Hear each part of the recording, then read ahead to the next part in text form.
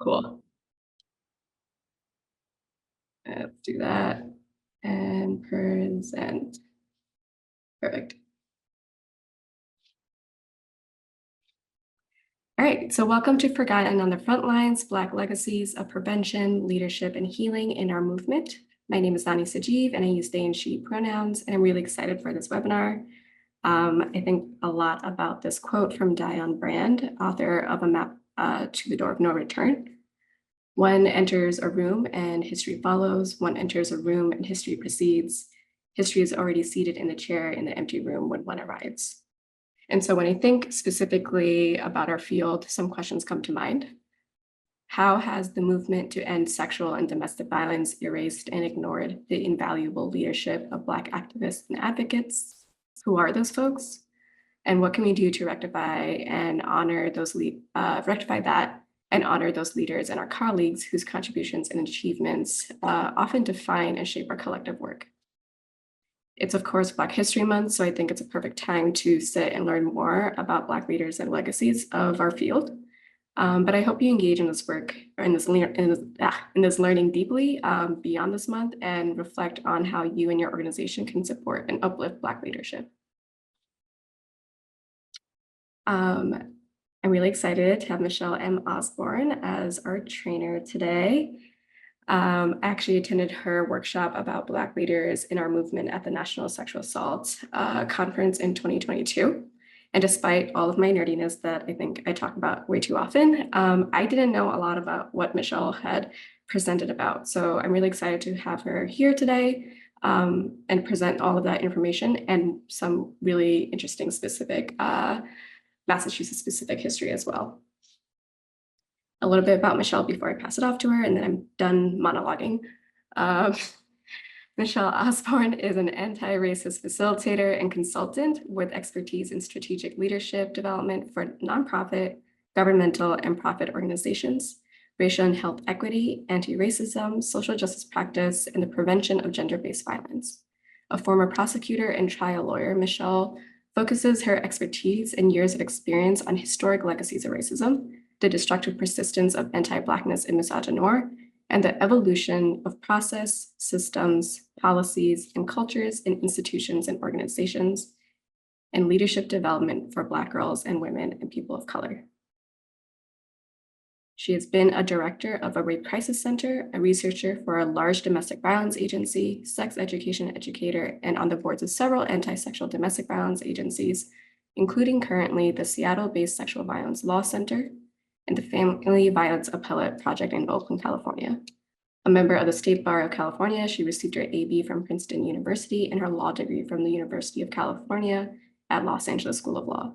Michelle lives in Seattle with her husband and loves hearing her daughter's anecdotes about college life in New York State. Cool. That's all I have. Thank you so much, Michelle, for being here with us. Well, thank you so much, Nani, for your generous introduction. And I'm really excited about what we're about to do here today. I know that it being Black History Month, we should think about how Black History Month is actually the history of the United States. And one of the things we forget to do is to incorporate that. So I hope that we'll be able to do that today. I'm going to find my PowerPoint, which I had a moment ago and don't seem to have up right now, but here goes. While I do that, I think it's this one. No, it's not. Sorry. Let's try this one. I wonder where it went. So if you'll be patient with me for just a moment, I'll find it again after having had it up. One of the things that in trying to do this is that I'm going to be talking about people who are not known to us because of what happens in our movement, how we forget. And in that, I want you to know that you're going to be looking for Black people who are out in the open doing the work and also whom we can't see or we don't know because of the way we think about the work. So even as I tell you that, I want you to know that part of the premise of this hearing is that we've always been here doing the work. All the way back in enslavement, we were doing the work. We were resisting, and that was doing the work. We were telling our stories, and that was doing the work. So I want people to be sure to understand that the way in which Black people do the work is very different in the way it's conceived as work. So if we can understand that, then I think that you're going to see how it is that Black people have always been here, even when not getting that acknowledgement. Can people see this screen? Yep. Great. Okay, then let's go. And I want to again thank our interpreters and our captioner for being with us and doing this work with us. Thank you so much.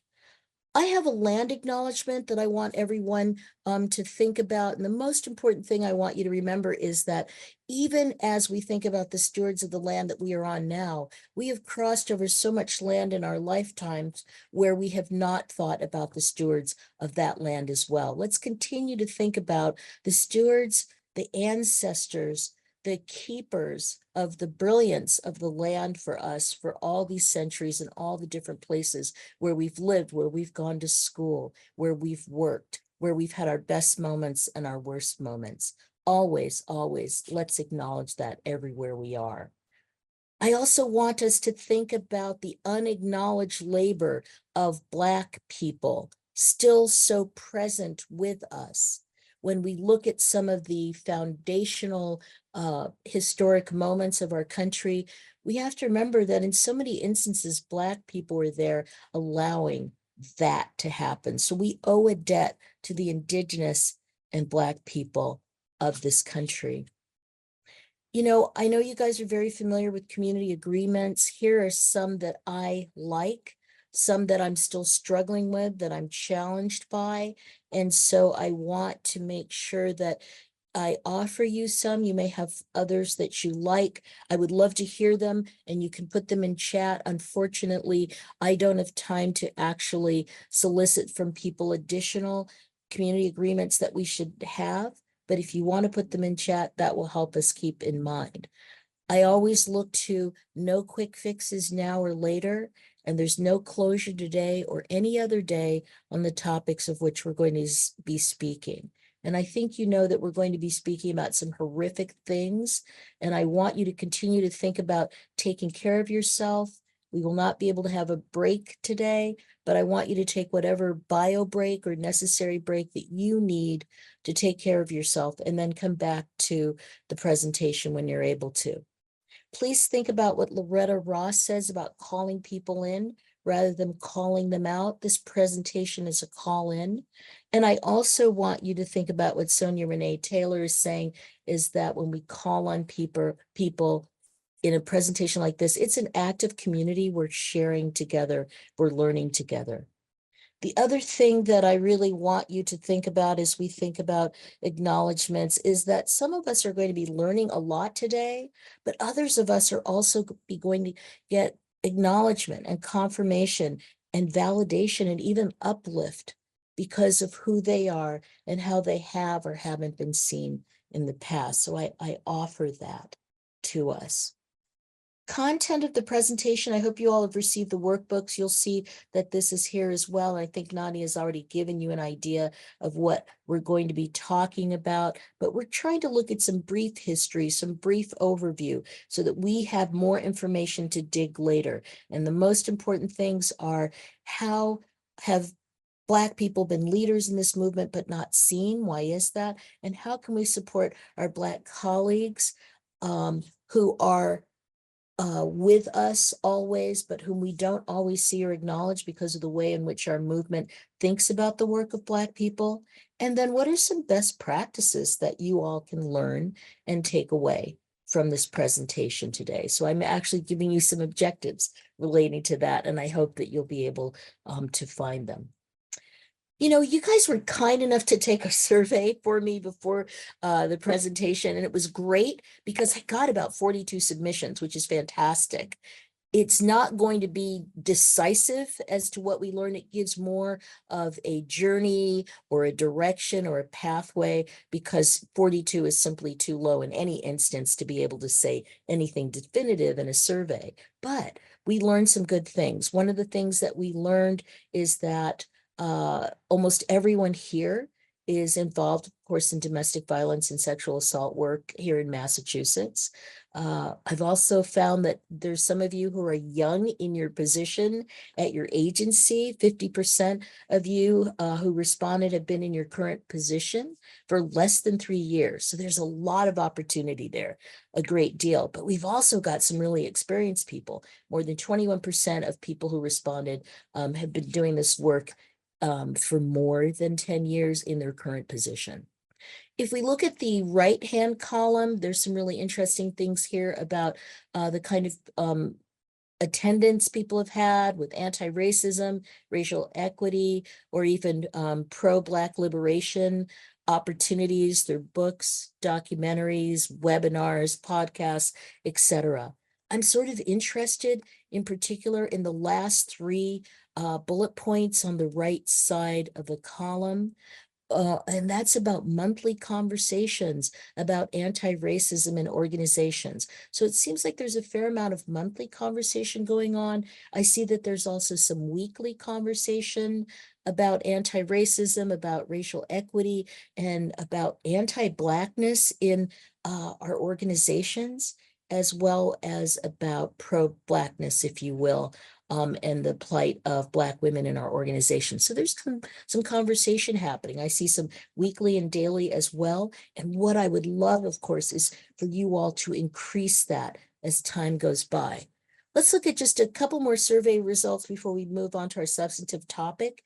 This is about the frequency of prioritization of racial equity in your work, anti-racism in your work, and support for Black people in your work. So you can see that although this is self-reported, of course, this is an audit. This is not an audit or examination of what really goes on. I'm encouraged to see that people are reporting back that there is prioritization happening in some of our organizations.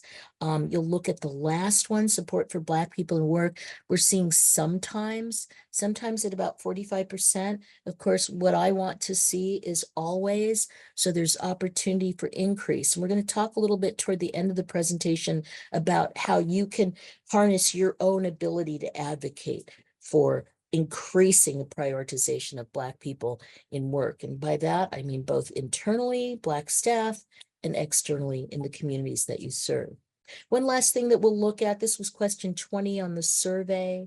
What challenges or barriers get in the way of advancing racial equity, anti-racism, and/or pro-Black liberation in your workplace? This is really fascinating. And you all can study this later when you guys get a chance to look at this recording. But what I want to point out is the honesty in which people reported back that white supremacy culture gets in the way at their agency, white leadership and the way that white leadership responds in the agency gets in the way, the power structures that are already in place, the idea of treat everyone the same and everything will be okay, the lack of representation of people from communities that you serve.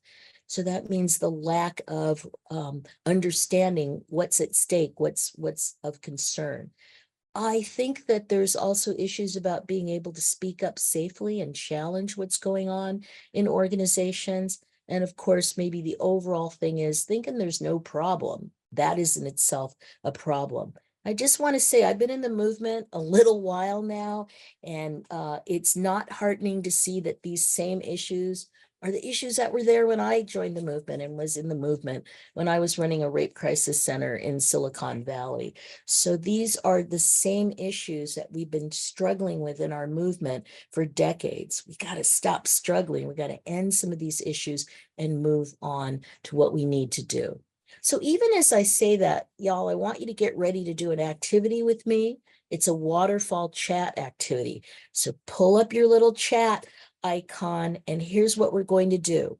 I want you to understand that you've got things you think about constantly at work. They're not in my control. I want more racial equity. I want more leadership from the communities that we represent. I want more discussion of what we can do to continue to be pro-Black people, pro-Black liberation, but it's out of my control. Well, maybe it is, maybe it isn't. We'll explore that a little bit. But there are things that are in your control, and that's what I want you to think about. I want you to think about your power, your ability to advocate for the things that are in your control. So the goal of this activity, name those things that are in your control relating to racial equity. And then I want you to hold on to them for the rest of our presentation. And so go to chat, type in at least one item. You can start typing now, but don't hit send yet. Type in at least one item that is in your control, that you do have power or autonomy over, that you can advocate for as it relates to racial equity and the work that you do. Everybody typing? Get in chat, start typing, don't hit send yet. The waterfall idea is that when I say go, everybody hits send at the same time. And then we see the waterfall of responses of people saying, these are the things that are in my control relating to racial equity. Everyone still typing? Let me give you a few more seconds to finish your thought. You only have to put in one that's in your control. Some of you are fast thinkers and fast typers. Maybe you can do two, but it's only one if that's what you've got. I'm going to count to 10. After one, I'm going to say go and hit send. Everyone ready? 10, 9, 8, 7, 6, 5, 4, 3, 2, 1. Go. Hit send. Let's see what the waterfall looks like.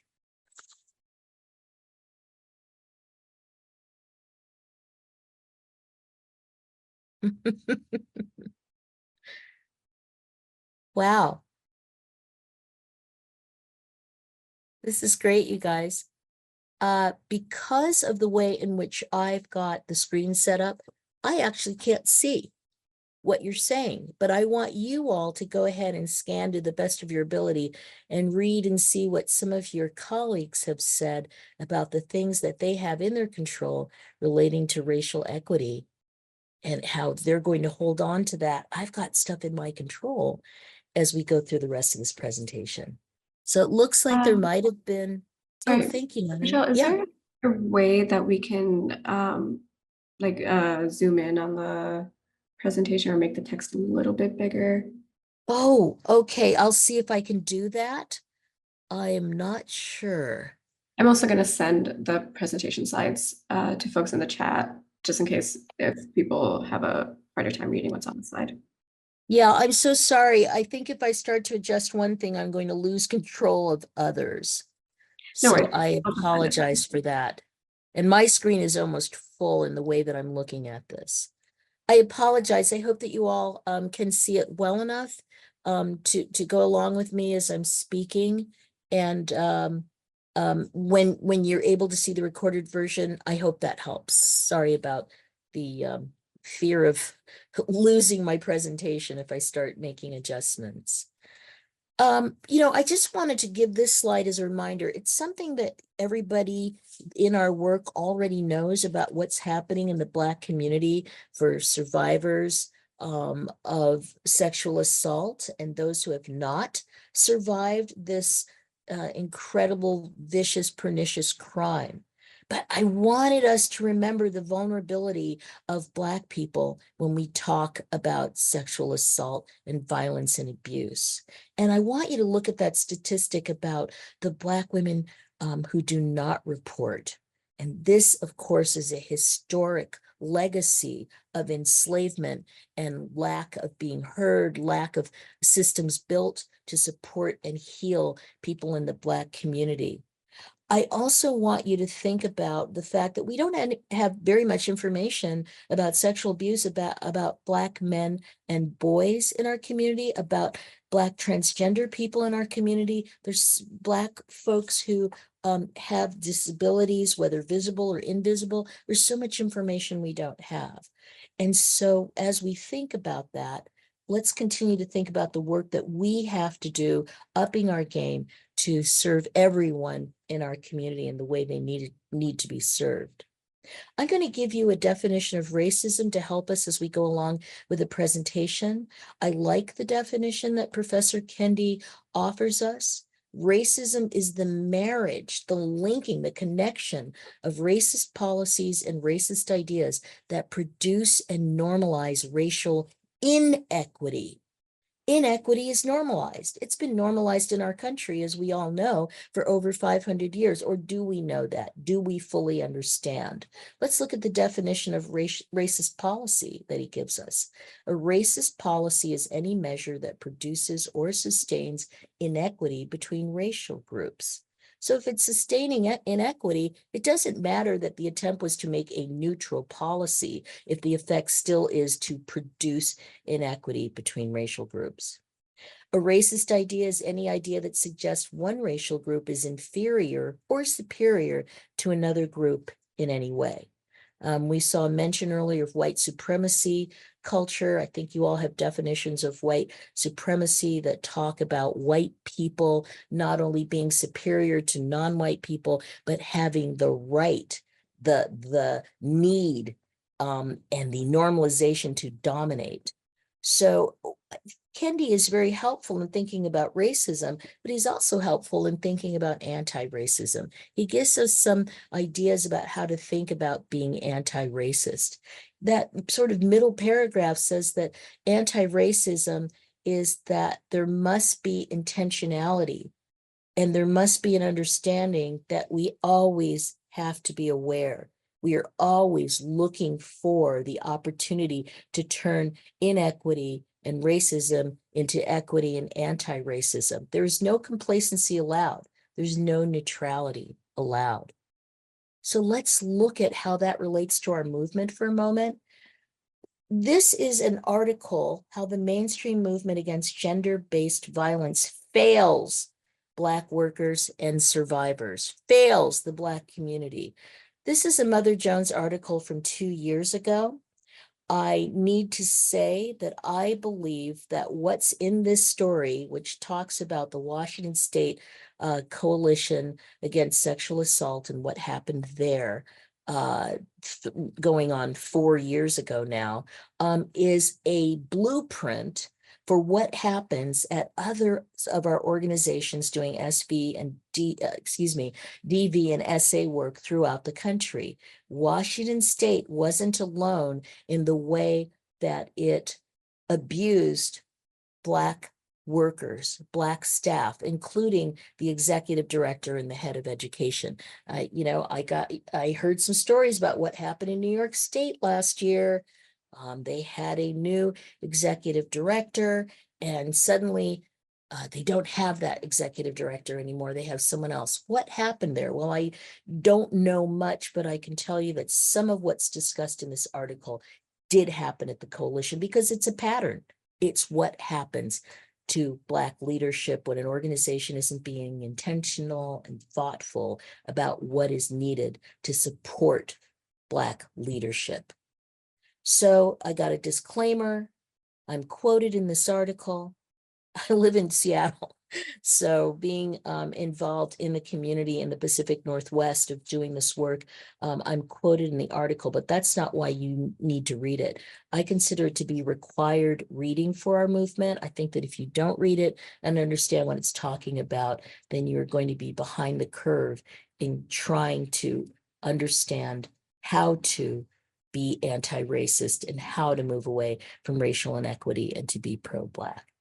So let's look for the next moment at a brief history of patriarchy and racist policies, ideas that have normalized violence, particularly in communities of color and in particular against the Black community. So Christopher Columbus, we can't deny it, brought murder and genocide of indigenous people to us beginning in 1492. He normalized that by, of course, torturing and killing indigenous people in front of their families and their community to assert power and control, as we like to say. But he did so much more than that. The racial violence was also sexualized violence.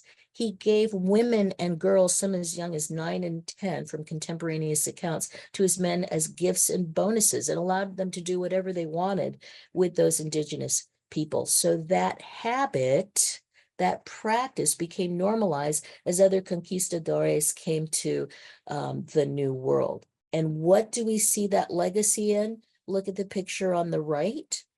Think about missing and murdered indigenous women and girls, how we pay no attention to it, how it's been normalized. Did that not start more than 500 years ago with Columbus? And have we never moved away from that? I leave you to think about that. The other legacy that we got in the New World is the legacy of enslavement and the legacy of enslavement of Black African people.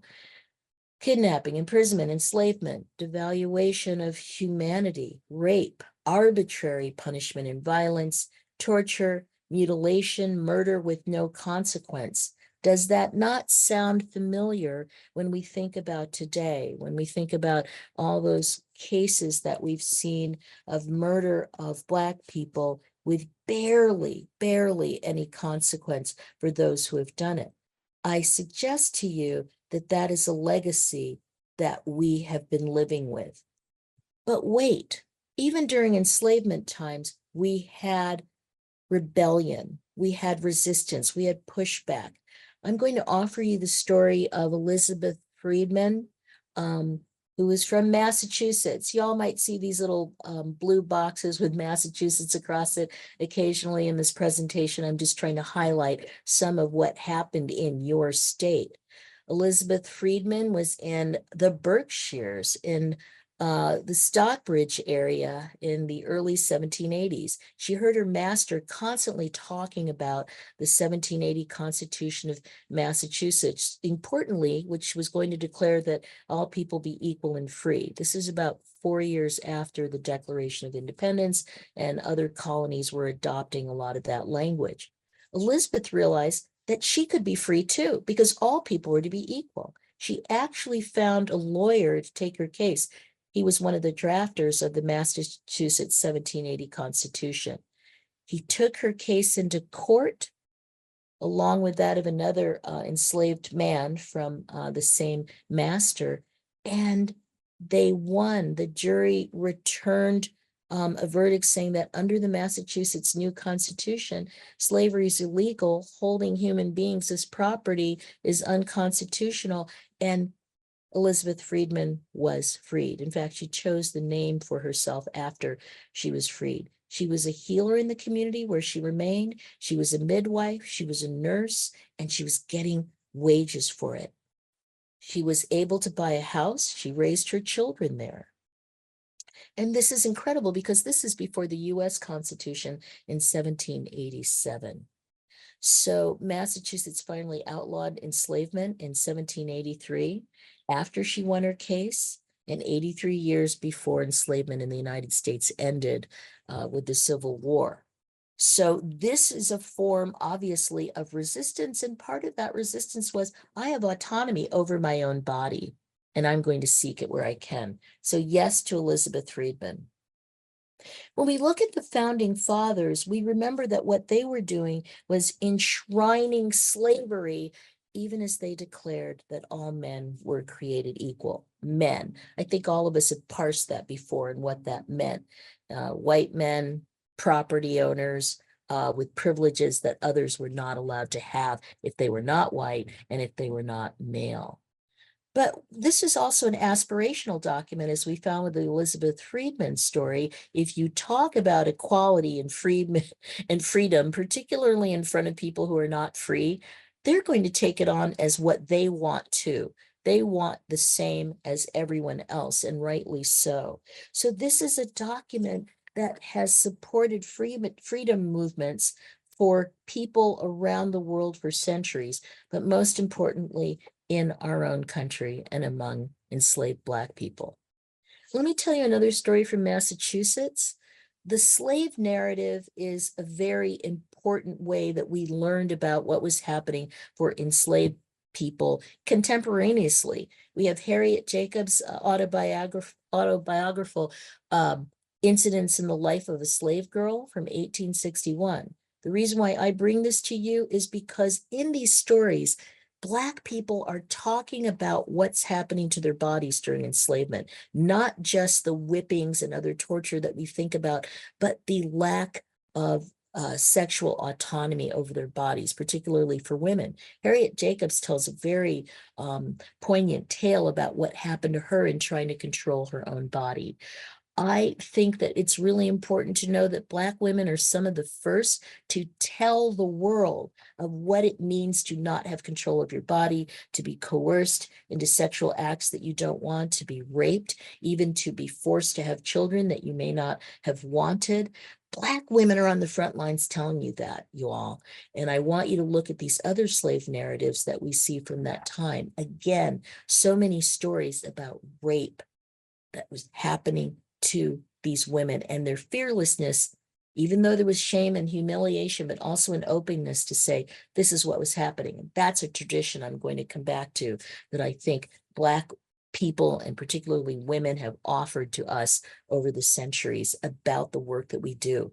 What is it like when we say, I am a survivor of sexual assault, or when we say, I am a survivor of domestic violence? What does that look like?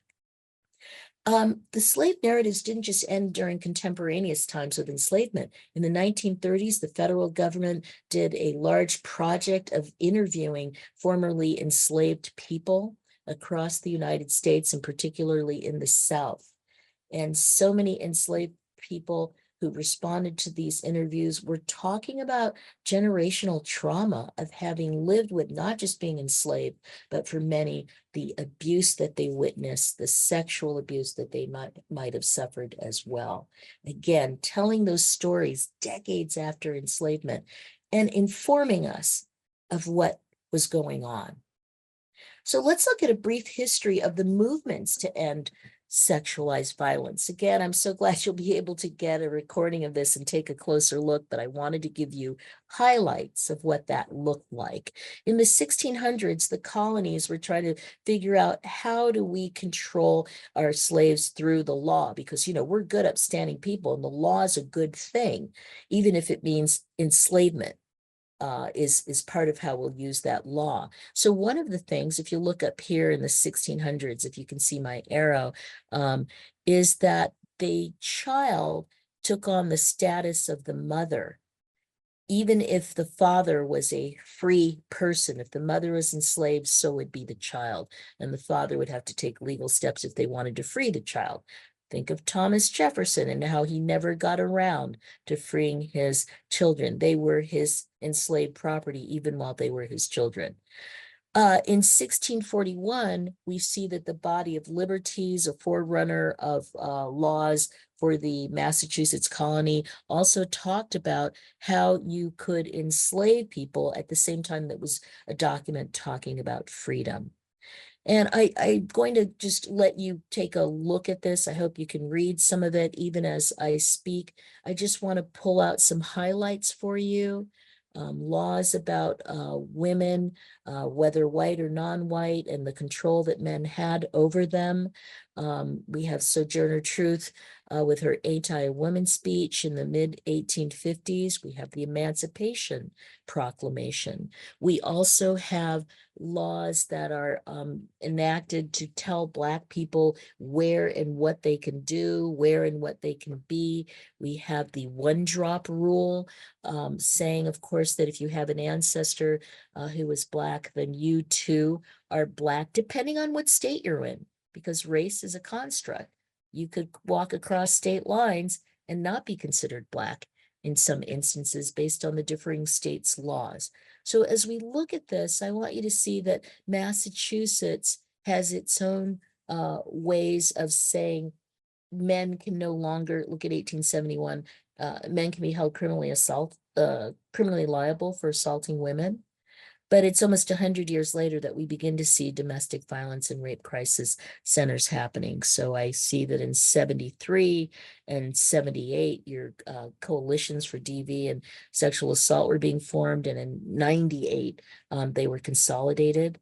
But we also see so many things happening during that time, VAWA happening, and the public conversations about what is sexual assault being brought to the fore by former presidents' comments about grabbing women by their genitals. Sets that conversation going again. And we even have a victory, if you will, by a woman who took the former president to court for defamation. All of these are part of the timeline of resistance. And in all of these, Black people have their place. Let's talk about Frederick Douglass, another famous man from Massachusetts, who I always thought of not just as an abolitionist, a powerful orator and author, but as a feminist. And you'll remember that Douglass actually described rape of enslaved Black women in his own autobiographies, of which he wrote at least 3. He also was the only Black person at the Seneca Falls Women's Rights Convention, and he spoke in favor of women's suffrage, and he included Black men and women in that conversation. And he said he couldn't accept the right to vote as a Black man if women could not also claim that right. He said so many powerful things about the rights of women, and in particular, his Black sisters. But I think that we have to remember that there were white men speaking out in favor of women's suffrage. Rarely did they address the suffrage of Black women or even Black men. Frederick Douglass, hundreds of years ahead of his time. Here's another person that you may not have known had an attachment to Massachusetts, Sojourner Truth. I think we remember Sojourner Truth for the famous speech at Ain't I a Woman, delivered in 1851. This is 15 years before enslavement ends. One of the things I want to mention about her and Douglass that you may not have known is that both of them controlled the photography that was taken of them. Photography was still a new process, but it was very powerful and moving rapidly in its use around the world. So Sojourner Truth would actually hire a photographer, pose for her own postcards, and Frederick Douglass did the same. At one point, he was known as the most photographed man in the world. Why? They did not want to fall into the caricatures that were often given to Black people. They wanted to control the message of who they are and what they stood for. Let's talk about Harriet Tubman for just a moment. You know her as an underground conductor of enslaved people to freedom in the North. Do you remember that she was also a Union Army spy and was one of the first women in the military to lead a raid, the Combahee River Raid, in which over 750 enslaved people were released from enslavement. After the war, Harriet Tubman continued her work as a nurse, as a healer, as a person who made sure that Black people were safe and secure to the best of her ability. She actually had bought land in upstate New York, I believe it's Auburn, New York, and she ran an elderly people's residence where she took care of elderly Black people. It was a retirement home. And if you guys go up to Auburn, New York, you're going to see the property, her house, the residence of the home. She was an elder, making sure that other elders were taken care of, as she had always done for the Black community. And because her stories of sexual violence and autonomy are not as open as others, we can only imagine what she witnessed and how she healed people from it. I just want to mention the first Black woman doctor in the United States also has a Massachusetts relationship. And Dr. Crumpler, the thing about her story, you can see that she wrote a book on medical illnesses in the 1880s and conditions of women and children. She also has, and I think we have to understand this, a history of working with people who were being healed from sexual trauma during enslavement and after enslavement. That is not something that, as a doctor, she would necessarily have talked about openly, partly because of her need to keep patients' stories confidential and private, but also because she was involved in uplift rather than allowing white people to see what they might have thought of as Black people who were problematic. And so we know that she saw many things, healed many people that she could not talk about, but that as the first Black woman doctor in the US, we have to read between the lines of what she was working with. Here's someone I'd like to bring to your attention as well, Frances Watkins, a freeborn Black woman who is also a great speaker about evolution and women's rights, and in particular, Black women's rights. I find her so fascinating because she began her outreach, her speaking about abolition in the 1840s. She published stories and articles about freedom and what it would mean to have free Black people in this country. And look at the bottom of what I've got here for you as a quote, because one of the things that she found as she did suffragette and abolitionist work, that white women kept freezing her out, that she had a story and narratives to bring, and they didn't want to hear it, and they didn't see why she should be a part of that. So some of the famous white women in this movement, Elizabeth Cady Stanton, etc., did what we would call dissing her. And she finally said, I tell you that if there's any class of people who need to be lifted out of their airy nothings and selfishness, it is the white women of America. Oh, wow. She's calling them out in the 1860s. And this is really interesting because she says we're all connected together. We're all doing this work of abolition and freedom. And yet I am not seen as a sister doing the work with you. White women, you have a lot to answer for. I hate to tell you this, guys, but all these years later, I think we're dealing with that same issue. So thank you, Frances Watkins, for being one of the first to call on that. Let's talk about other sacrifices that Black people are making to tell the story of the horrors, not only of enslavement, but of sexual violence against their bodies.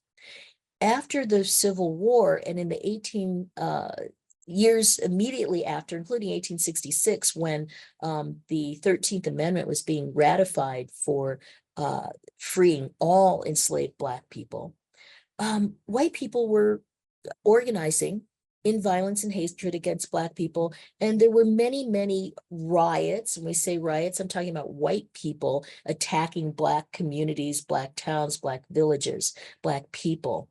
And there was an 1866 riot in Memphis. And one of the people who survived the riot and later testified before Congress about it was a woman named Frances Thompson, again, a former enslaved Black woman. Frances Thompson was transgender.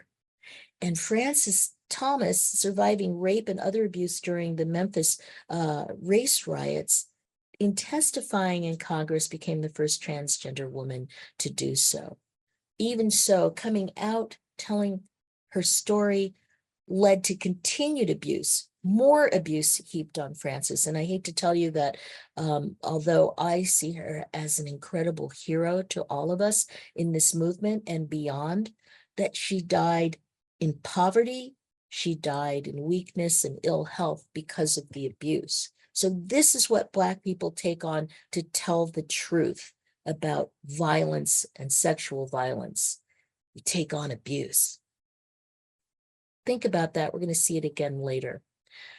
I skip ahead to say that the evolution of rape crisis centers and the modern movement that we think of as our movement to end gender-based violence really takes off in the late 60s and early 70s, with rape crisis centers beginning from grassroots situations.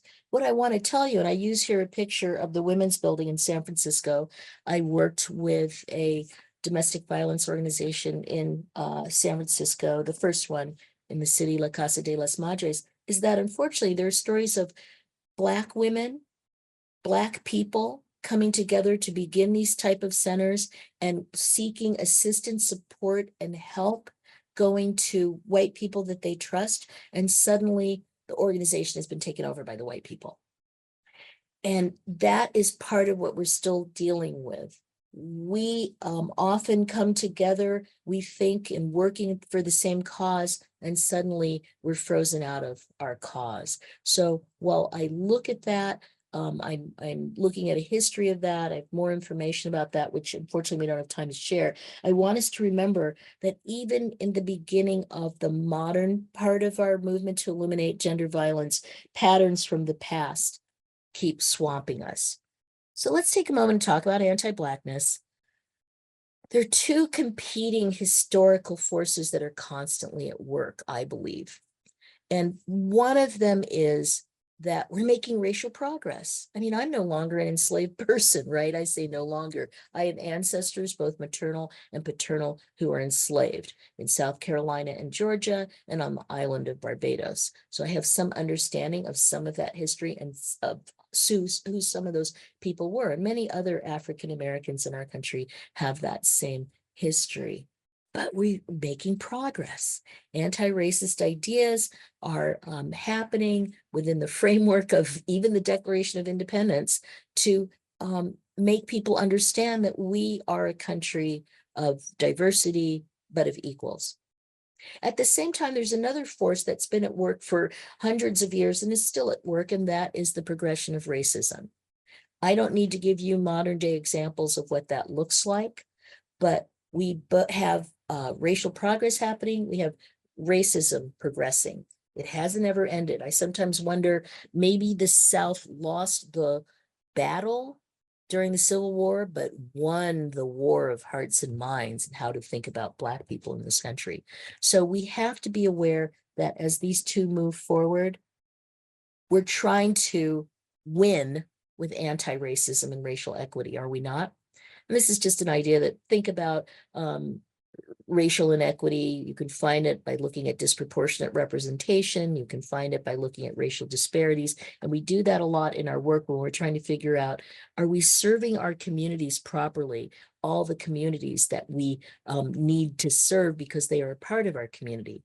Well, we often find that some of the communities that are not served appropriately by our agencies, not in all the resources and needs that we can offer, are the Black communities in our different areas and regions. So let's just take a moment. What is anti-Blackness?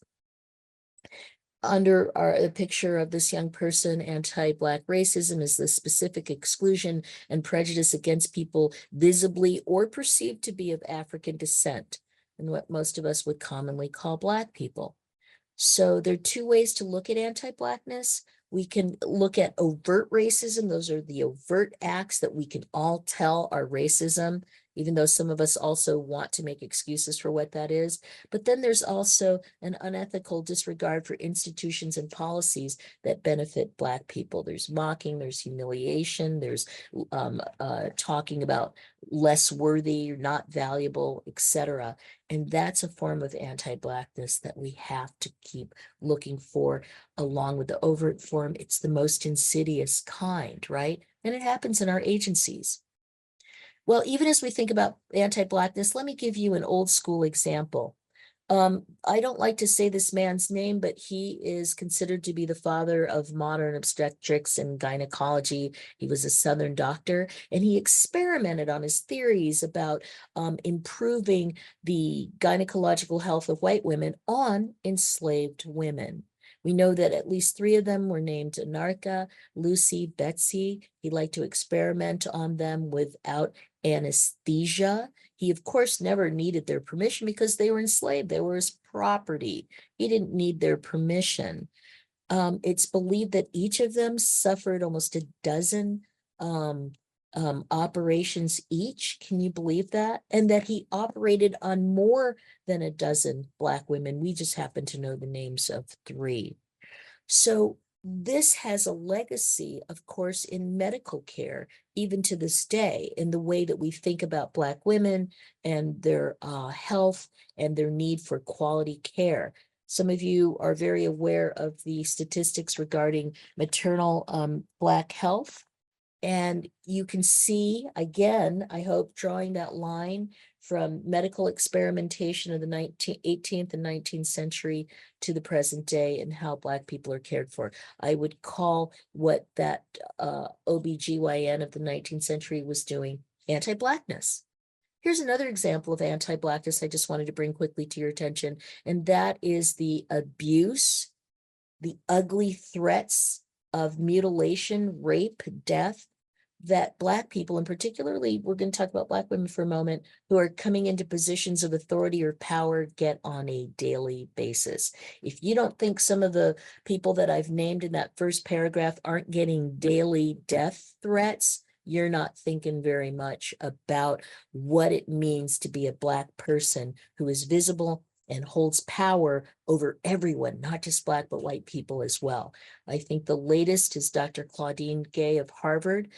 We could talk about what happened there all day long, but I think that it's clear that some of what is happening actually is related to race, is related to a strain of anti-Blackness that cloaks itself in. We're just interested in competency in this country. And we think that these Black people, no matter their credentials, no matter their experience and wisdom, are somehow not right for the positions they hold. It's a form of anti-Blackness. Let me give you one more. This is out of Massachusetts. You guys know Norman Rockwell as a painter who had a studio in Stockbridge, who was sort of the father of the American sentimental portrait of American white family life. Well, in the early 60s, he became very concerned about what was happening for Black people in the civil rights movement. And he was really touched by the story of Ruby Bridges, a little 6-year-old who was integrating all on her own a white elementary school in New Orleans. And he ended up painting this painting. I hope a lot of you have seen this image before. I would simply call to your attention that in this image, this adorable little girl is being walked to school by white federal marshals. One of them has in his pocket, of course, the order that allows the school to be desegregated from a federal judge. This is 1960, after Brown versus Board of Education. I also want you to take a look at how brave and courageous she is. There's a word you can see in the middle of the painting on the wall, but if you look to the upper left, there's the letters KKK, which I had never seen until I was able to see this painting in real life. It's hanging on the wall of the Rockwell Museum in Stockbridge. Last thing I want to say about the brilliance of him switching from sentimental white life to this really controversial taut moment in American history is that he used as models 2 little Black girls who were the daughters of his friends from the Stockbridge area in the Berkshires of Massachusetts. So I include this as a way that white people's minds can shift about what's going on in the world, and then they can use their power, his power as an artist, to affect change. I think that's a painting that still touches most of us. Oh, just to say, every once in a while I hear, well, racism, Black people, there's racism and other people too. Why don't you talk about that? Black History Month. So I thought I'd talk about Black folks. But I also want to remind you that there are racial hierarchies. The closer that we say groups are to whiteness in this country in terms of proximity, in terms of how groups look physically, but also what values and worth we award them, then the less racism those groups may encounter. Black people are still a group that people are compared to. That whole, well, at least you're not Black. Well, why can't Black people be more like that group over there? Black people still have to earn their right to, and named the right, whether it's voting or housing or jobs or education, whatever it is. So yes, of course, there's racism directed at other non-white groups in this country, but anti-Blackness is the core to the racial formation in the United States. Let me give you another example that you guys need to hear in the sexual violence movement in Massachusetts, if you haven't already. And this is the famous case of Carol Stewart, who was murdered by her husband who survived the shooting of both of them, a so-called Black man who was trying to carjack and rob them. This is one of those moments when the Boston Police Department was not at its finest, because suddenly it was rousting in October 1989 through January 1990, Black men who fit the vague description that the wounded husband was trying to give of the man who had shot in the head and killed his pregnant wife. Some of you already know the end of this story. The actual murderer was, in fact, the husband. He was finally outed by a family member, and he committed suicide before he could be arrested. But the trauma in the Black community of Boston over the indiscriminate police rousting of, at one point it's estimated, as many as 150 Black men a day for weeks and weeks and weeks, hasn't ended.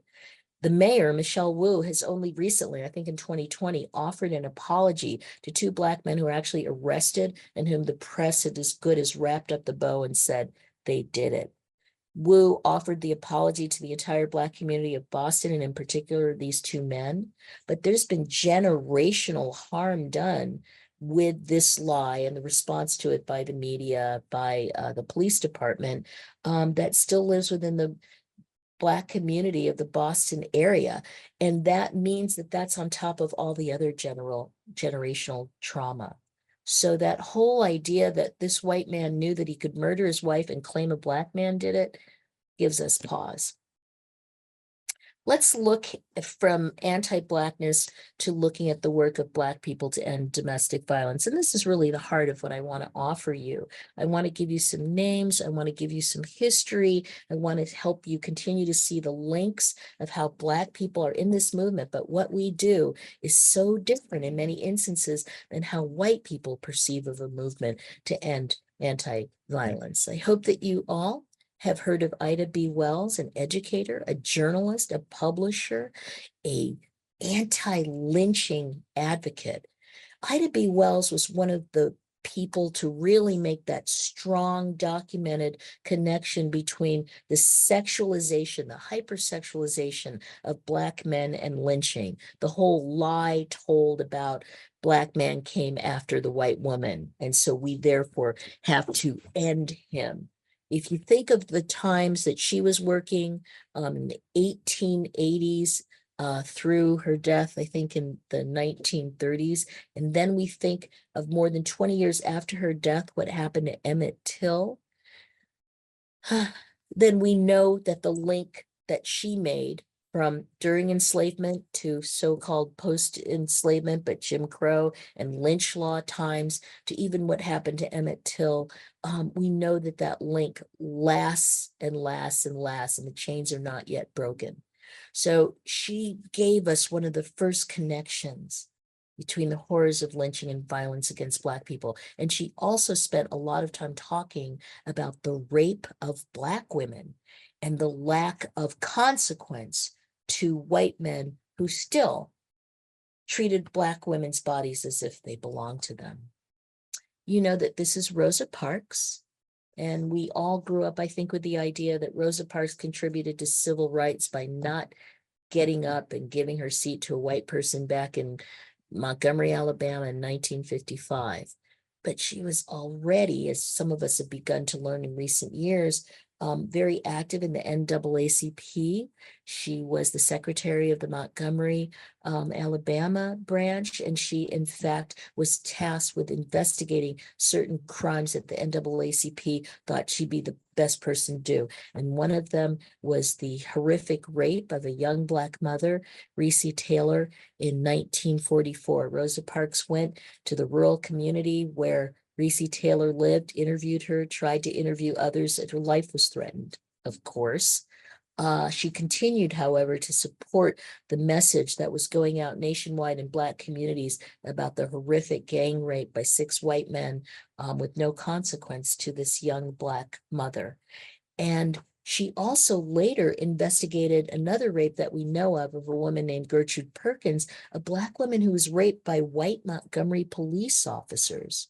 So we know the story of Rosa Parks, but that whole investigatory piece, that documenting what was happening, that being able to talk about it to the leadership of the NAACP so that strategies and initiatives could be formulated to deal with this. Thank you, Rosa Parks. I love this picture because, as you can see in the background, is a young Dr. Martin Luther King Jr. Obviously, they were in the movement together for many decades until her death in Detroit. But I love that she continues that tradition of nurturing her community. Here is Reese Taylor, this young woman who demanded justice because she asked and asked and asked for the police to arrest these men and to prosecute them. What ultimately happened, though, even though some of the rapists confessed, was that they were never indicted. And unfortunately, although she'd been a symbol of Black womanhood, wronged, and also a great opportunity to raise money for NAACP and other Black organizations, eventually her story and her supporters faded away. She lived until the I want to say, I'm sorry, I don't recall the exact year of her death. I can tell you that in 2017, a documentary, The Rape of Reese Taylor, was made, and she is not only interviewed in it, we see her going about her life as an elderly but still strong advocate for rights of all people, and particularly women. One of my new favorites, new because I've just learned about Stormy DeLavari recently in the last few years. Here we have a transgender man, called himself a drag king, born in New Orleans, white father, Black mother, was a performer, an artist, a singer of international renown. And we link Stormy, our knowledge about Stormy, really to Stonewall in 1969, where it is believed by many others, and Stormy was very modest about this, that Stormy threw one of the first punches at the police that got that rebellion off the ground. But what Stormy was most proud of was continuing to be a part of the Stonewall Veterans Association, continuing to patrol that part of Greenwich Village in New York that people came to, not just to be in connection with other LGBTQ IA plus people, but also to protect people from those who came to harm. And she became known as a guardian of people in the village, particularly lesbians. She was sometimes known as the Rosa Parks of Greenwich Village, or the Rosa Parks of the LGBTQIA plus community in New York City. I want to let you know that although Stormy died at the age of 93 in Brooklyn, people were interviewing Stormy toward the end of their life. And there's a 1987 film, I'm still trying to get my hands on it, I keep reading about it, that tells the story of Stormy's life. Also, there's an interview, and I put it in the resources in your workbook toward the end of Stormy's life, where you hear Stormy not only speaking, but singing, because Stormy was a big band singer, and as well as being a master of ceremonies for a lot of drag balls and galas. So I was really entranced by hearing Stormy's voice. I recommend that to you in the resources. But the other thing is that Stormy continued to talk about defending and supporting and nurturing women and children who are survivors of intimate partner violence. And you can see that in the quote here. And I'm so excited that Stormy continued to do that to the end of their life. Let's talk for a moment about Eileen Hernandez, because we talk about the feminist movement of the 60s, 70s, and we sometimes act like it was only a white woman's movement, when in fact, Black feminists were part of that movement. And Black feminists were also a part of getting the rights that Black people needed that were coming from this movement in terms of initiatives, projects, legislation, etc. Eileen Hernandez was a well-known labor leader, and in fact was appointed by President Johnson to the first iteration of the EEOC. But importantly, she was a co-founder of the National Organization of Women. She served as the second national president, and therefore she was the first Black president of NOW, and hung in there for a very long time, trying to get the needs of Black women, Black men, and other people of color in NOW's initiatives, in NOW's platforms and planks. By about 1979, seeing not the progress that Eileen wanted, she continued to work with other Black women to create other organizations that were going to promote the civil rights and other necessary needs and concerns of Black people. I note interestingly that although we don't want to forget Eileen Hernandez, she is someone who's sort of on the fringes of our memory about the feminist movement of the 60s and 70s. We do see that in 2005, she was one of 1,000 women from around the world who were collectively nominated for the Nobel Peace Prize. And yes, she was well known for her hats. When you look at images of her, you will see her in later years wearing her hats, a stylish, smart, strong advocate for Black people.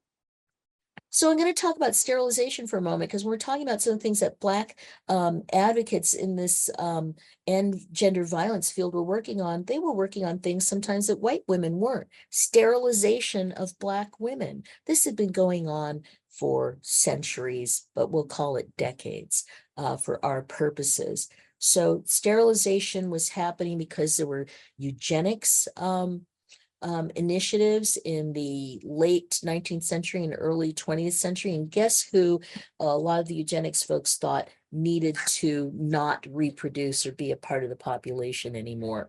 Well, it wasn't just Native American and Indigenous people, and it wasn't just feeble-minded people, as folks were kindly called, who were developmentally disabled. It was also Black people. And I think you know that to this day, this is still happening in the United States, where women and other people, birthing people, are being sterilized without their knowledge, against their will, if they are perhaps in an incarceration situation or in an immigrant and refugee situation. So I just want to make sure that we understand that this is not only still happening, but it was something that a lot of Black advocates turned their attention toward, particularly in the 70s, because there were still laws on the book that allowed it. There's a recent and 2020 Duke University study showing that in North Carolina alone, sterilization initiatives against Black people were state policy. I want to talk about Fannie Lou Hamer for a moment and link civil rights, including sterilization, to what energized Fannie Lou Hamer. She was a poor worker, laborer in Mississippi, and she was uneducated. Part of the fallout and tradition of post-enslavement generations in Mississippi. But she went to the hospital because she was having some abdominal issues, and they gave her Mississippi appendectomy, which means she got a hysterectomy without her knowledge, without her consent. She had not had children at that point, so this destroyed her ability to have biological children, which was probably the point in her being given this hysterectomy.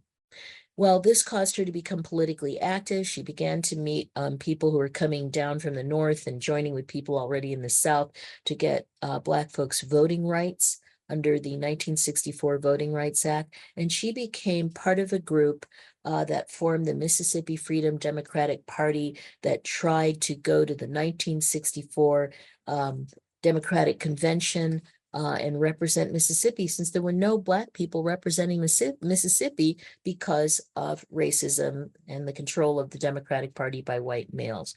She continued to advocate for the need for Black autonomy, despite being, and there were some class issues within the movements that she was involved in, being somewhat disrespected. She unfortunately died of breast cancer in 1977, a young woman at 55. It makes you remember that medical care still was abysmal for Black people in parts of the South, including rural Mississippi. You may remember her famous quote, "I'm sick and tired of being sick and tired." And yet that sick and tired drove her to be an energetic advocate for all. If we're talking about sterilization, I got to talk about birth control that was being used on Black people and other marginalized groups as if they were guinea pigs, as if experimenting with birth control to see if it would work is a reminder of that gynecologist back in the 19th century who was perfecting gynecological and obstetric procedures on enslaved Black women so that they could be used on white women once he perfected them. That's what this sort of contraceptives and Black people thing reminds me of. So Norplant, which was a contraceptive that was approved by the FDA, was implanted under the skin, and I forget how long. It was a long-term contraceptive. Was it almost a year? Well, it didn't last long because here's what started to happen. Almost immediately, it became part of controversial efforts to let's use it as a carrot and stick of people on welfare. Women will not get welfare money unless they can prove that they are using Norplant or we will reimburse them for using Norplant. Let's put them in high schools across the country that have high pregnancy rates. In fact, let's try Baltimore and Maryland high schools because we think that there are a lot of young girls becoming pregnant there and maybe Norplant can help. And of course, a lot of those young girls were seen as being part of the Black community. There was a judge that actually ordered in California that a Black woman who was convicted of child abuse, and that's a whole other story, should receive Norplant as a condition of probation. Look at the quote here from Sheldon Segal, the originator, one of the developers of Norplant. He never intended for it to be used in these abusive and punitive ways, and he makes a statement about that. But we all know that the so-called neutral can become disproportionate, disparate, and inequitable, and that's what we've got to look out for. Norplant is, as I understand it, off the market in the US. I have no idea what's happening overseas, because that's another right place, right, where people who are not white can be used as guinea pigs for pharmaceutical companies and medical devices. I want to talk about Angela Davis for just a moment. In fact, just saying her name, we could move on to the next slide because everybody knows who she is. But of course, she has a Massachusetts connection. She went to Brandeis University. And I think that what is most exciting about Angela Davis is that, controversial as she is for many people, she is one of the scholars and academics of our work. She has come up with the connections about sexualized violence and incarceration. She has been able to make the connection of how women, particularly Black women, Black men, people of color, have to develop their own autonomy over their bodies through initiatives that are within the Black community. But she also has talked about the connection that one makes with allies in doing related work. So because we all know who Angela Davis is, let me go to another incident that I just want to bring to your attention about Black people fighting back about sexualized, institutionalized, state-sanctioned violence. This is the story of Joan Little, imprisoned in a North Carolina jail, being sexually attacked by one of the guards who everyone knew attacked female inmates, coerced them into sex. Or just attack them in their cells of the power he had. Joanne Little was able to fight back, stabbed him several times, escaped from the jail, was recaptured, arrested for his death, and charged with capital murder. This is an instance where people across the movement came together, but particularly Black people. I list some of them for you: Angela Davis, Rosa Parks, Dr. Ralph Abernathy, Bernice Johnson Reagan, if you know the musical group Sweet Honey in the Rock, the founder of Kwanzaa, and a Black law student who later became a judge in North Carolina named Karen Galloway, as well as Black Panther representatives. And all of them, in coming together, were able to help the defense support her defense that it was self-defense. And here's the great thing: she was acquitted of the murder. It was seen as self-defense. And most importantly, Black people all across the nation, we saw that acquittal as confirmation in a court of law that after many, many centuries of enduring Black women not officially really truly having autonomy over their own bodies. She proved that we could, it could be legally recognized, and that we had the right to fight back and to own our bodies. The poster here that I have for you is an image not of Joanne Little, but of Desi Woods, another young woman in the late 70s who was accused of a similar crime, but who actually served time before finally being released. But again, this movement of Black women going to fight back, going to stand up when sexual violence is directed for them is incredibly important. Ooh, let me move along here. You know the musical group Sweet Honey and the Rock, again, advocates for the healing of the Black community, because what we're saying here is that it doesn't necessarily look the same as in the white community, but Sweet Honey and the Rock sings about healing and nurturing those who have been traumatized by violence. Let me give you another Massachusetts connection. The Combahee River Collective, named after Harriet Tubman's raid during the Civil War, but a group of Black feminists and lesbians who came together to create a statement about what is Black feminism about. And in their own way, they developed a theory of intersectionality and control of Black feminist thought and movement by Black people. This is still a very powerful statement today. In the early days of a lot of the organizations founded to combat gender violence, this was a conversation that was very important.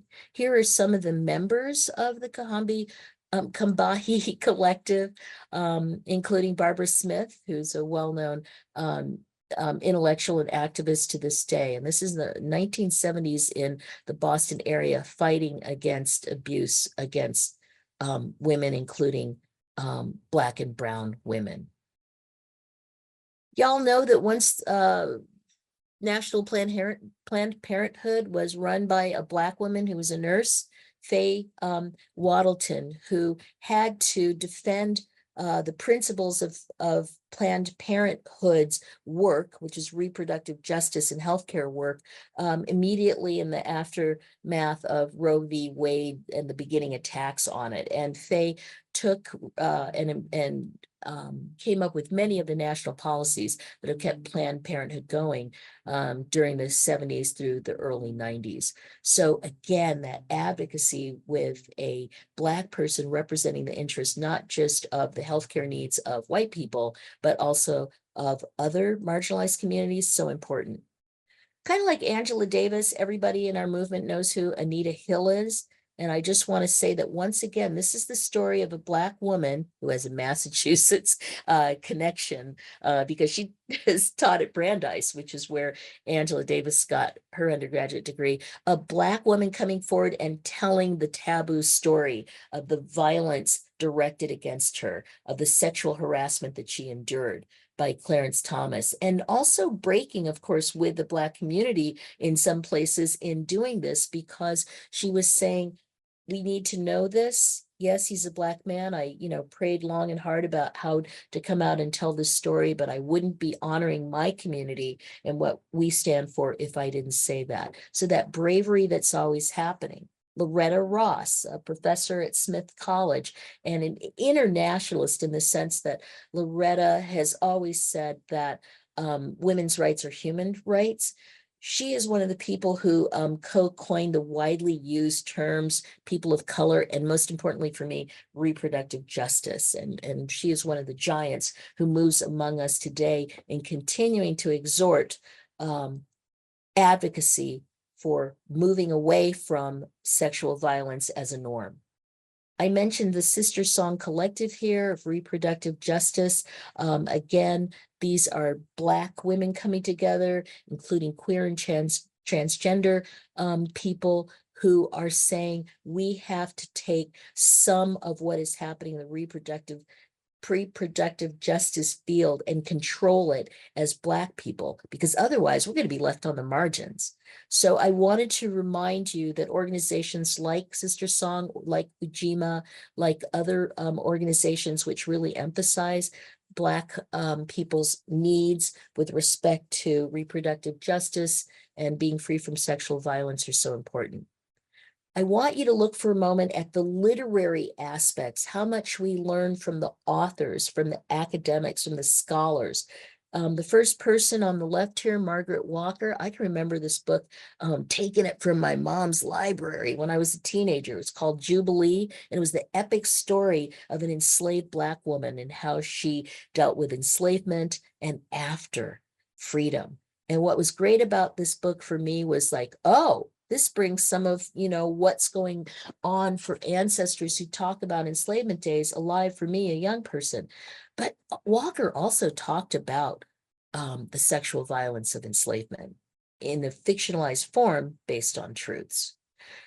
Gwendolyn Brooks, one of the great poets of this country, she was a poet laureate from her home state of Illinois, wrote many books about the lives of Black people, particularly Black women and children. And one of the ones that struck me when I was younger reading was In the Mecca, telling the story of a little Black girl whose mother is searching for her in their Chicago apartment. And it was a sort of incredible story that was also a sort of stream of consciousness with a lot of symbolic language. I love that poem, even as it saddens me greatly. But here again is the story of what is our fear for our Black children and how is it sometimes realized and how do we resist it? And Maya Angelou, another person where you say her name and you almost don't need to say anything more. But remember that autobiography, I Know Why the Caged Bird Sings, where part of that story is the sexual abuse that was heaped on her as a child and how she dealt with it. And we continued to see the grace with which she dealt with it as an adult. Black women telling their stories. Here's June Jordan, another woman in our movement that is often revered even by white people, but the messages that June was giving sometimes ignored. Another leader in being a poet and telling incredible stories about the lives of Black people, including sexual abuse suffered by so many Black women. And June, in her older life, also became a survivor and was able through her art to tell us about that. You recognize Toni Morrison, you recognize Alice Walker, and that is Ntozake Shange at the in the very end with that great smile in the hat. These are all literary giants telling us through their different works about the lives of Black people, about the trauma and how we go beyond and live with it and create from it. In The Bluest Eye, Morrison's first book, it's about a little Black girl and the abuse she suffers. I think everybody knows the story of The Color Purple. If you don't, please take a look at it. There's several different ways in which that art has been replicated for us, movie, stage, as well as the book. And Ntozake Shange, who unfortunately has already passed, as has Toni Morrison, the Nobel laureate. Ntozake's incredible work that is so profound for colored girls who've considered suicide. The rainbow is enough. Again, storytelling, right? From these artists. Here's Bell Hooks, whom we've lost recently. When I was in the first joining the movement, Bell Hooks was always on the menu of what we needed to read and understand about racialized sexual violence in this country. I hope that she still is. Let's look at Kimberly Crenshaw. And I keep saying all I need to do is say her name and then we can move on. The creator, the lawyer who created the idea of intersectionality that so many of us think about when we're doing this work. Patricia Hill Collins, a sociologist who also enunciated theories of Black feminist thought, another version actually of an intersectionality analysis. So you can see how Black people are thinking about how do we talk about the work that we do to save all of us from gender violence, but with a particular perspective as Black people. I wanted to offer you Beth Ritchie and Dorothy Roberts, who have also spent a lot of time academically looking at what is happening to Black bodies and sexual violence and racial violence and just living in the United States itself, a form of violence. Dorothy Roberts in particular has looked at killing the Black body, race, reproduction, the meaning of liberty, and also looked at the color of child welfare, if you will, and what happens to Black children. So I see these two as also giants who, again, are propelling our movement forward, even if we're not always aware of how what they do influences what we do. Tarana Burke, we know that Tarana Burke started the Me Too movement, but almost lost it, taken away from her, almost rendered invisible as a leader in the movement in that moment when it became, instead a social media hashtag in 2017. Tarana Burke, though, managed to claw back her ownership of the concepts around Me Too and has elevated internationally now to the work that she has always been doing. And I'm so thankful for her tenacity in not letting go what she created and uplifting and enhancing it. You know, I'm from the Pacific Northwest. Vanessa Timmons is from the state of Oregon, is on the front lines of this movement. I just wanted to highlight her for a moment. And she's also quoted in that article that I told you earlier is required reading, because for all the years that she's been in the movement, this is what it looks like to be in the movement in terms of her leadership. And I list some of it here. She's the head of the Oregon Coalition, the dual agency, domestic violence and sexual violence. But look at that. She's held all these positions in leadership, and I hope y'all have heard of her, but maybe you haven't. And one has to wonder, if a white woman had held all of this positioning, would we perhaps know who she is right now? Maybe that's just an existential question, but I wanted to say that Vanessa is still doing this work after all this time. I want to recognize her. Sonia Renee Taylor is about body positivity. Don't we need that? I think we always need that, and particularly the communities of LGBTQIA plus people is where Sonia does a lot of uplifted, and it is so needed, particularly from folks of color and Black people from our communities. I think that as we continue to evolve, what does it look like to do this work? It's going to continue to be innovative as far as Black people are offering different perspectives and visions because of the world we have to live in. Oh, just a little bit more about state-sanctioned authority over Black bodies.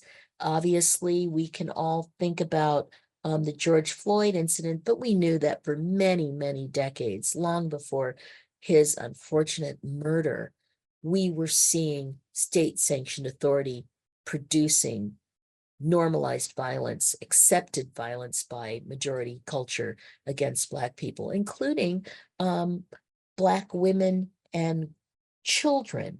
So I just wanted to remind you that some of that authority is about not taking our cases seriously, not investigating them, not filing on them, not taking them to court. The issue of the rape kits that were not being tested some years ago, that meant that Black people who had actually overcome misgivings to give forensic evidence from their body in the hopes that something in the criminal justice system would happen to give their abuser consequence, never had those kits tested.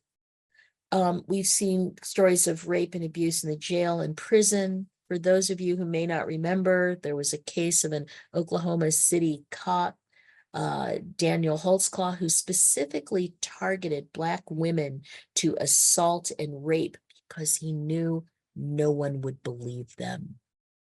How awful and cynical. I'm happy to say that he was convicted, but my God, what if he had not been? So this is the way in which state-sanctioned authority continues to control our bodies.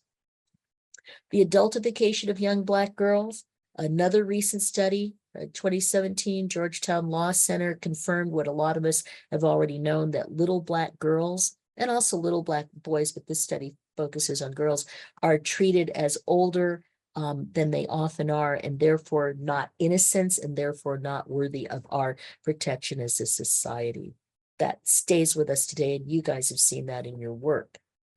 The Centers for Disease Control is really focusing on health equity as a way to talk about racial inequity and getting to racial equity. So here's an example of three famous Black women who, if their wealth is not able to save them, then no Black birthing person is able to be saved from the problems of maternal mortality and infant death. So I commend you to take a look at what this means. Oh, you know what? Let me give you a moment with survivors in the modern era. I want to mention the survivors of Bill Cosby. I want to mention, and these are just some of the Black survivors of Bill Cosby who have come forward, and the survivors of R. Kelly. And these, of course, are just representative of some who have come forward. Again, Black women on the front lines, Black people on the front lines, telling their stories of sexual violence and abuse so that we can all learn from it. I think it's so important that we also realize that there's that tension of not wanting to take down a Black man who may be doing harm, because we know what happens to Black men even when they're not doing harm in our community. And yet we really have to struggle within our community of telling the truth about what is happening to us. I commend these people, even though to this day many of them are not believed. You know, in your workbook that you've gotten, I've given you some reflections. I think there are 4 different reflections you're going to see. This is the first one where I'm simply asking you, what surprises you most about the centuries-old fight by Black people, the way that we fight against gender violence? What surprises you about that? We do not have the time for me to hear from you directly, but if you would like to put into chat some of your thoughts about that, I hope you will also use your workbook to jot down thoughts that you may have.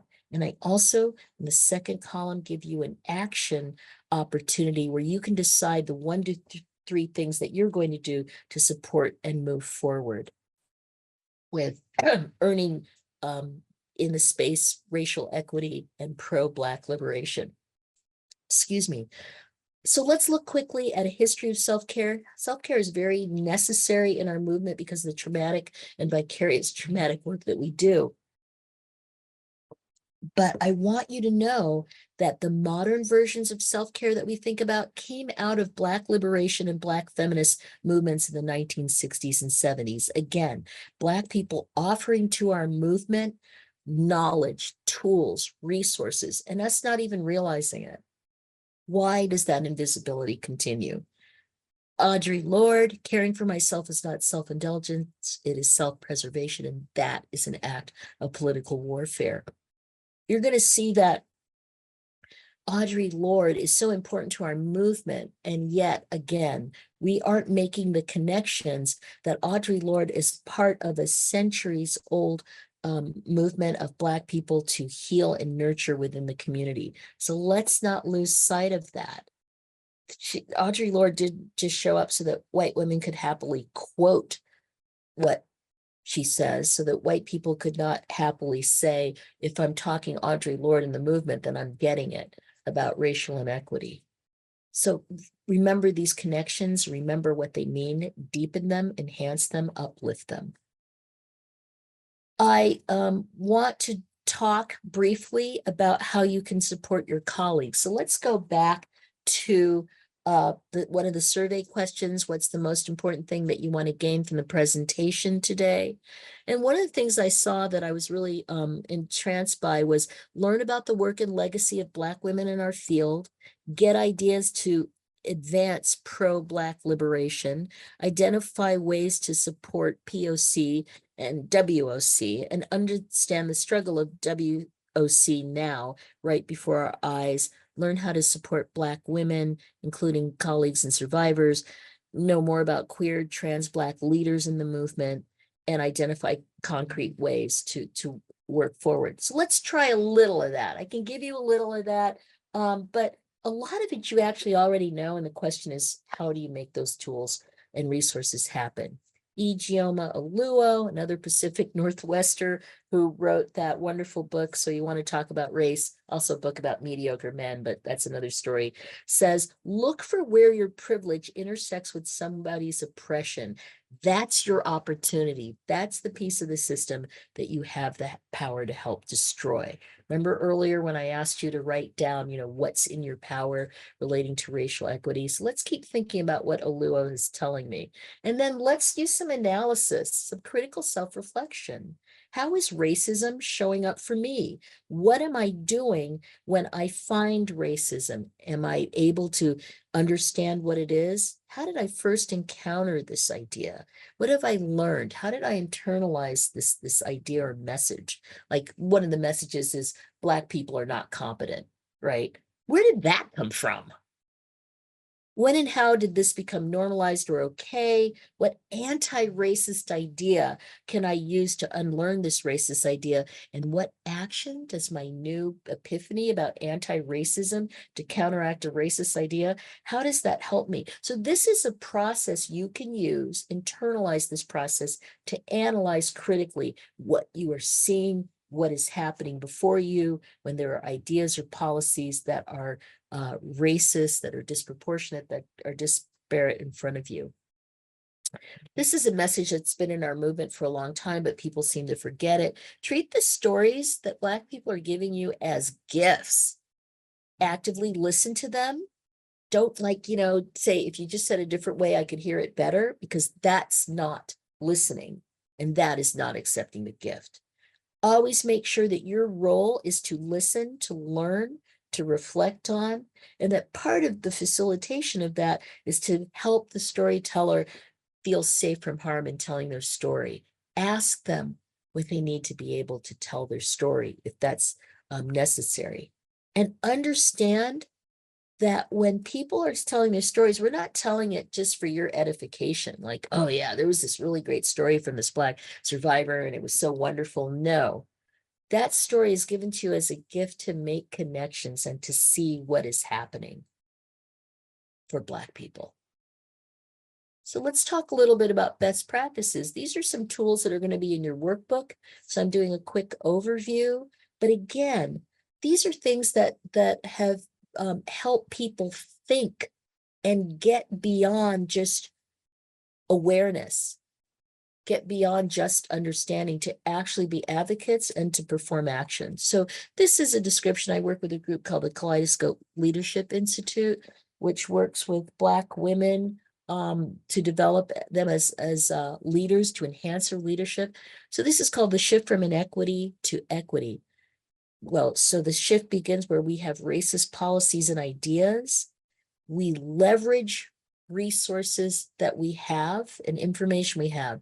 We call them the 8 Ps, which means people, perception, philosophy, politics, policy, procedure, process, priority, and then we add in technology as a way to leverage how we want to get from racism to equity. And then you'll see that we have to grapple with structural inequities here in the center.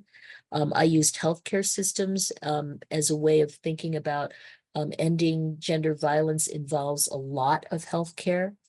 But even with all of that, we find ourselves continuing to leverage those 8 Ps in technology to come out at the end that Kendi told us about, which is developing and sustaining anti-racist policies and ideas. So this is a tool you can use, a critical thinking tool, to get to that place. Here's another way to think about the journey to anti-racism. We start with awareness or understanding, but we have to move to accountability. That sort of, once your eyes have been open, you can't close them again. You're now accountable for taking what you've learned and working with it, improving upon it, enhancing the environment to create advocacy and action for anti-racism. We use the 8 Ps again to help us think about how can we leverage them? What's the opportunity to use them? A lot of you are in organizations. You want to become anti-racist. You don't even know what it means to look at your organization as institutionally a part of the racist systems we all live with. So becoming a caring organization is critical for you to leverage opportunities of the resources, the brilliance, the skills and talents of your staff to work together as an organization to dismantle racism and to promote anti-racism, racial equity, and the pro-liberation of Black people. The pro-liberation of Black people, if I probably have not emphasized it, is always that idea when we uplift the most oppressed or marginalized group in our community, all of us are uplifted. And I think I've already made the case that in most instances, we find that Black people are the group in societies that is one of the most marginalized. So that's why I continue to talk about that uplift that must happen. And if we look at what's the way in which we work with our Black colleagues and Black community members, we know where our opportunities lie in our work has to do. So this is a sort of stepping stone, which joined with journeys to anti-racism and critical thinking tools can help us build a caring organization. Here's another crosscut, another tool to think about what does it mean? Well, if we look at leadership and then we look at who leadership has reporting to them, and then we look at what people in the organization are responsible for, and then we look at those tools of listen to believe, nurturing relationships, treating people the way they ask to be treated, not the way you think they should be treated, we're going to come a long way to getting to that anti-racist organization. Here's an adaptation that I and some of my colleagues have worked on to take Kendi's tips about aligning anti-racism with steps to eliminate racism and to bring forward anti-racism. You can see I'll have across the middle are the Kendi ideas: acknowledging, defining, admitting, identifying racism, and deciding what anti-racism looks like, and then working to change those systems at rinse and repeat. And then you'll see that these 11s that intersect with those concepts are giving you some specific tools about how to get there. For instance, I'm just looking at 5. Figure out who or what group has power to institute anti-racist policy. There are probably a number of different people or groups within each organization that has that power. How do you advocate with them? How do you make them see that it's to the benefit of the organization to institute anti-racist policy and eliminate racist policies that are not working, that are in fact causing inequity? You'll have this in your workbook, so you can study it at length, but I think it's a powerful way to continue to think about, how do I get there? Well, question and answer, folks.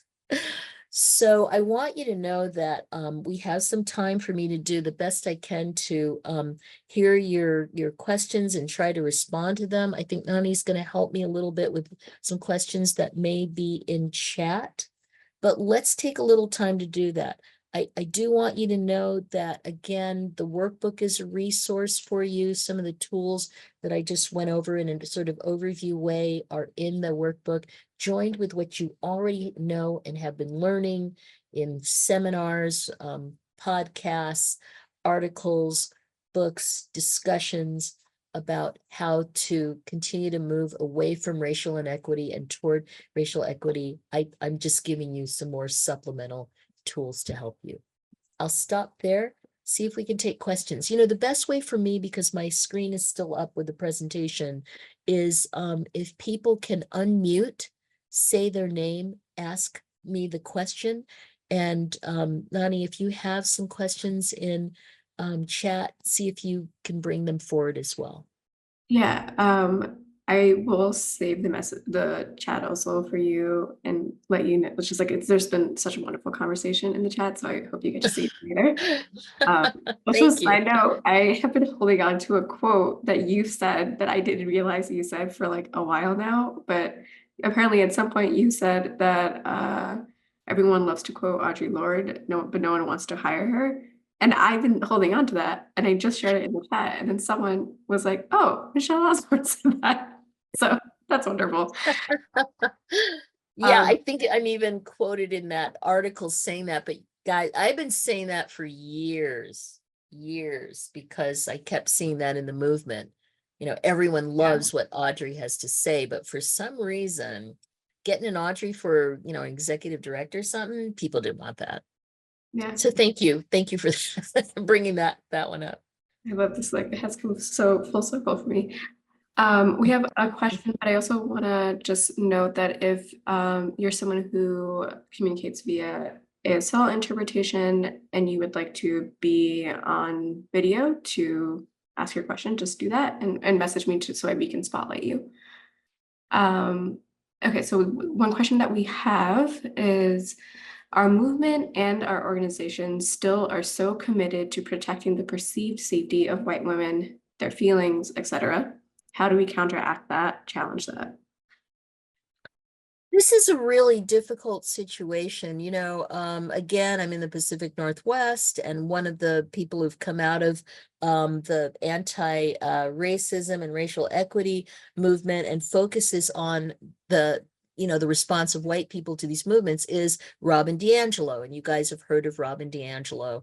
And what I would say about what Robin says is that white people really have to get over it, because they have to choose that they want the discomfort in order to learn, grow, enhance, enrich their lives. And their lives are going to be richer if, in fact, they are living in a diverse, multitudinous community with so many fantastic, brilliant people contributing ideas and solutions.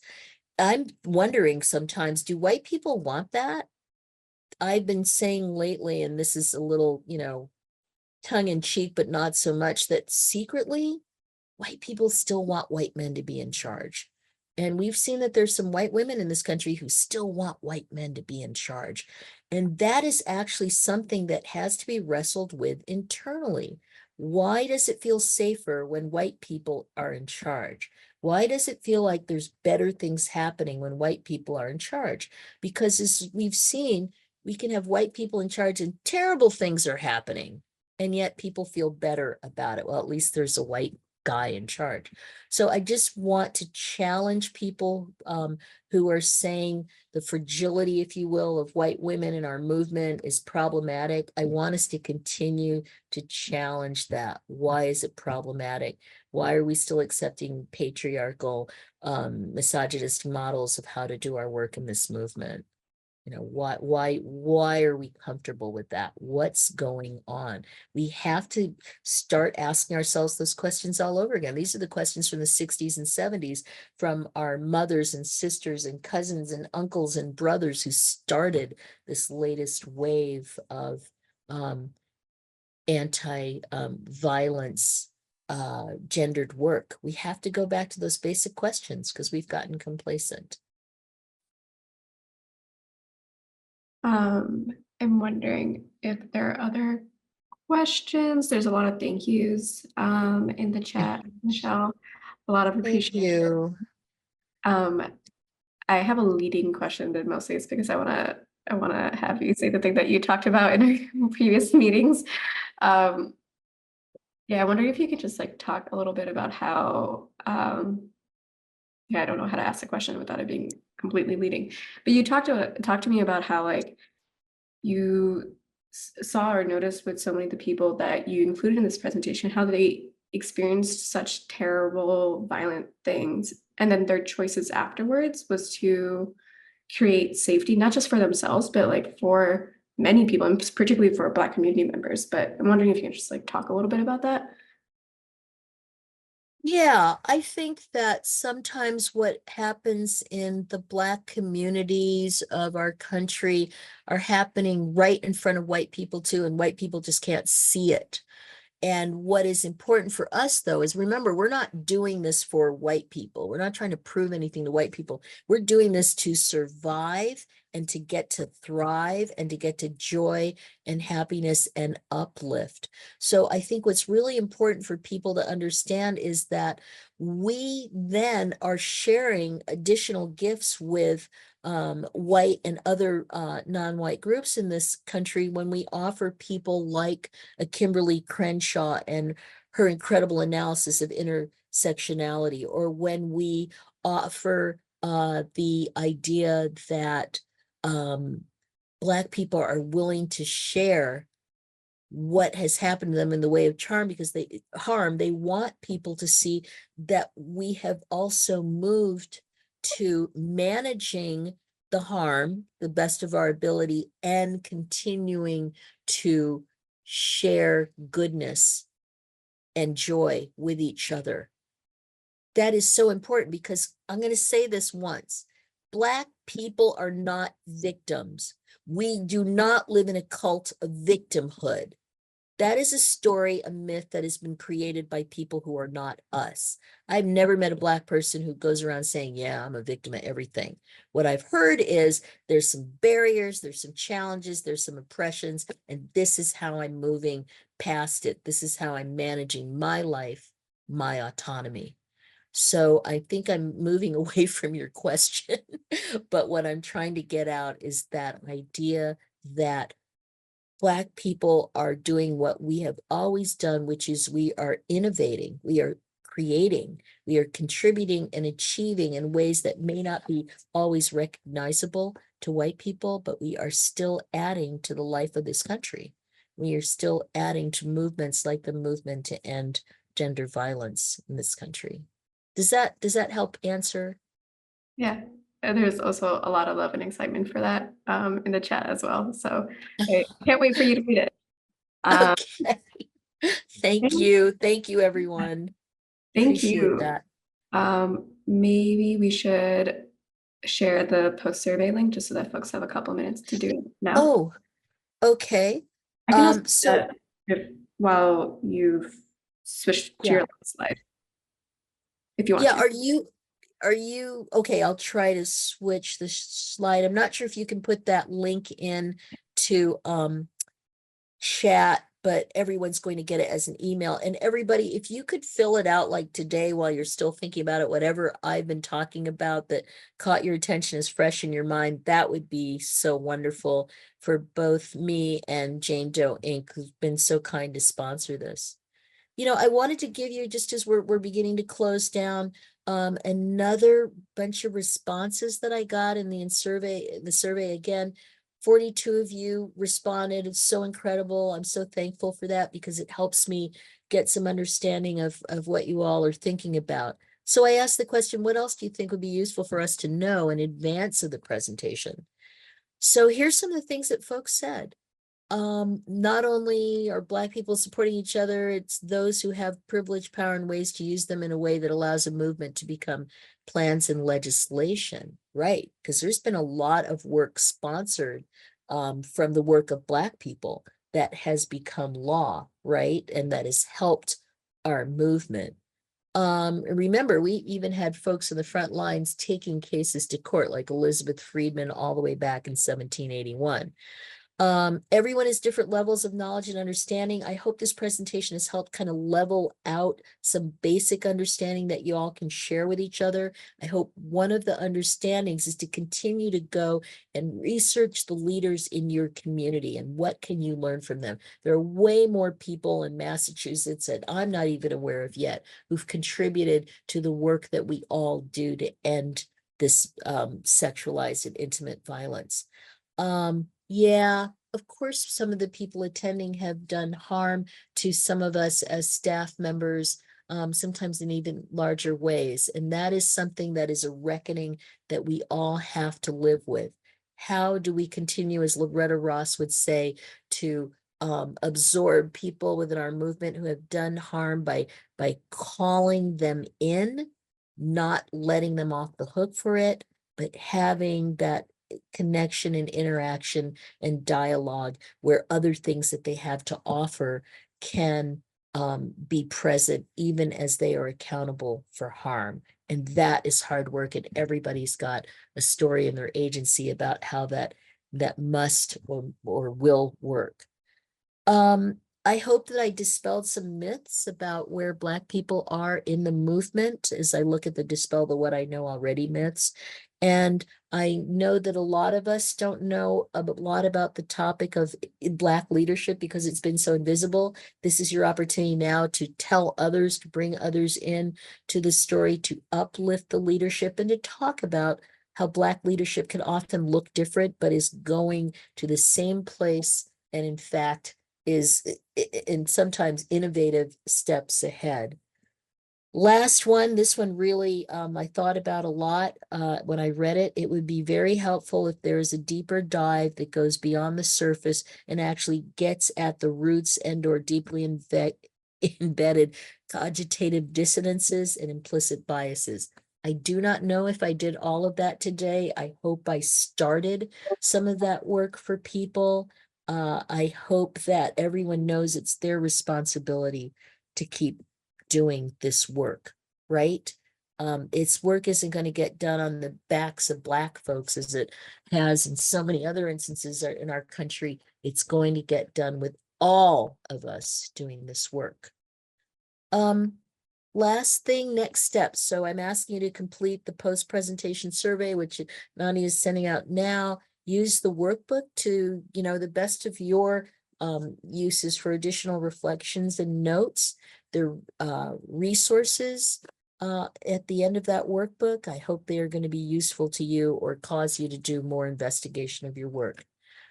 Always want to leave with a quote. Here's one of Adrienne Marie Brown that I've been using for a while because I just think it's so fabulous. It's an incredible time to be alive because of all the changes in motion. Let's not get stuck in terror.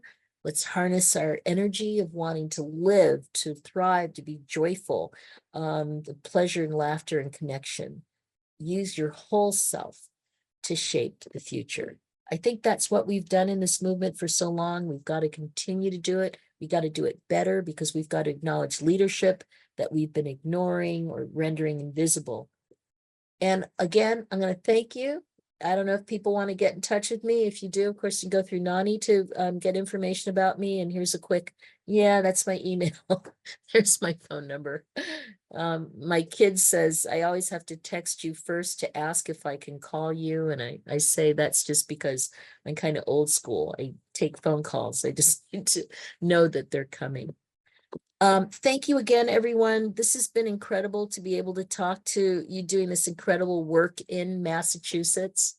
I'm so thrilled about having this opportunity, and I really hope that what I presented has given you more food for reflection and thought, and most importantly, advocacy and action. So thank you. Thank you. Thank you so much, Michelle, Amanda, Paula, and Lisa for helping making this space a little bit more accessible. Thank you everyone for being a part of this and just having a lot of great energy. I will stay on for a couple more minutes in case anyone wants to chit chat, but y'all are free to go. I also meant to stop recording that. So, oops.